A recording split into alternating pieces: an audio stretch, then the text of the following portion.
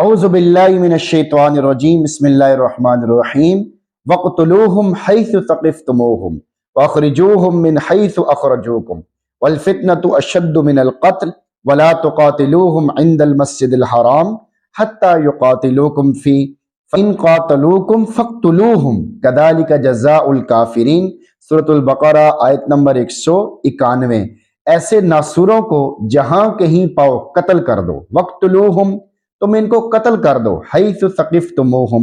جہاں ان لوگوں کو پاؤ، یعنی جب وہ وعدہ توڑ کے تم سے لڑنا شروع کر دیں تو تم ان پر جہاں کہیں بھی غلبہ پاؤ قتل کر دو، خواہ حدود حرم کے اندر غلبہ پا لو یا باہر، ان پر غلبہ پا لو۔ انہوں نے اپنے کفر و شرک، اپنے وعدہ توڑنے کی بنا پر اپنے آپ کو اسی کے لائق بنا دیا۔ ایسوں کو جہاں پاؤ قتل کر دو تاکہ ایسے ناسوروں کی جڑیں کٹ جائیں، اللہ کی زمین اور اس کے بندوں کو ایسے شرنگیزوں اور ان کی شرنگیزیوں سے امن و امان نصیب ہو سکے، اور اللہ کی دھرتی ایسے لوگوں کے بوجھ سے پاک صاف ہو جائے۔ یہی اسلامی جہاد کا مقصود ہے۔ اس کی حیثیت حقیقت میں ڈاکٹر کے اس نشتر کی سی ہے جس کے ذریعے وہ آپریشن کر کے مریض کے جسم کا فاسد مواد کاٹ پھینکتا ہے تاکہ باقی جسم اس کے زہریلے اثرات سے محفوظ رہ سکے۔ اسی طرح جہاد اسلامی سے مقصود انسانی معاشرے کو شر و فساد سے نجات دلانا ہوتا ہے تاکہ اللہ کے بندے سکھ سکون اور امن و امان کے ساتھ اللہ کی عبادت کر سکیں۔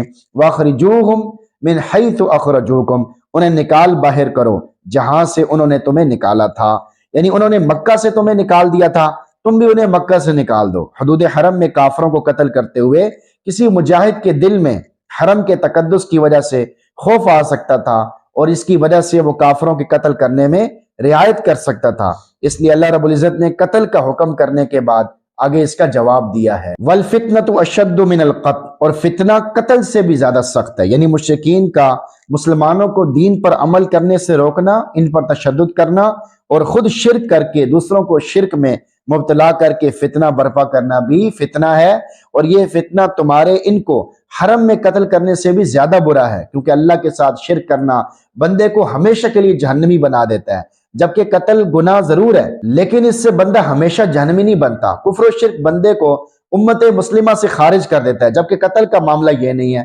بس ثابت ہو گیا کہ فتنہ قتل سے بھی زیادہ سخت ہے، لہذا کفار و مشرکین سے قتال کرتے ہوئے یہ خیال نہ آئے کہ قتل بری بات ہے، اس لیے کہ قتل اتنی بری شے نہیں جتنا فتنہ فساد بری چیز ہے۔ وَلَا تُقَاتِلُوهُمْ اور تم ان سے قتال نہ کرو عند المسجد الحرام مسجد حرام کے پاس، حتیٰ یقاتلوکم فی جب تک کہ وہ تم سے لڑائی شروع نہ کر دیں، یعنی تم ابتدا نہ کرو، اس لیے کہ مسجد حرام انتہائی درجے کی محترم ہے۔ فَإِن قَاتَلُوكُمْ پھر بھی اگر وہ تم سے لڑیں، فَاقْتُلُوهُمْ تو تم بھی انہیں قتل کرو، یعنی اگر کافر تم سے مسجد حرام کے قریب لڑنا شروع کر دیں تو تم بھی انہیں قتل کر دو، اس لیے کہ ان شریروں نے حرم کی توہین کی ہے اور اس کے نتیجے میں بہت بڑے عذاب کے مستحق ہو گئے ہیں، لہٰذا ایسے شرنگیزوں سے اللہ کی زمین کو پاک و صاف کر دو۔ کذالک جزاء الکافرین کافروں کی یہی سزا ہے، یعنی کافروں کی یہی سزا ہے کہ انہیں وطن سے نکال دیا جائے اور حدود حرم کے اندر بھی قتل کر دیا جائے۔ آیت کا میسج آپ کے نام، شہادت ہے مطلوب و مقصود مومن۔ اس آیت کریمہ سے جہاد کی اہمیت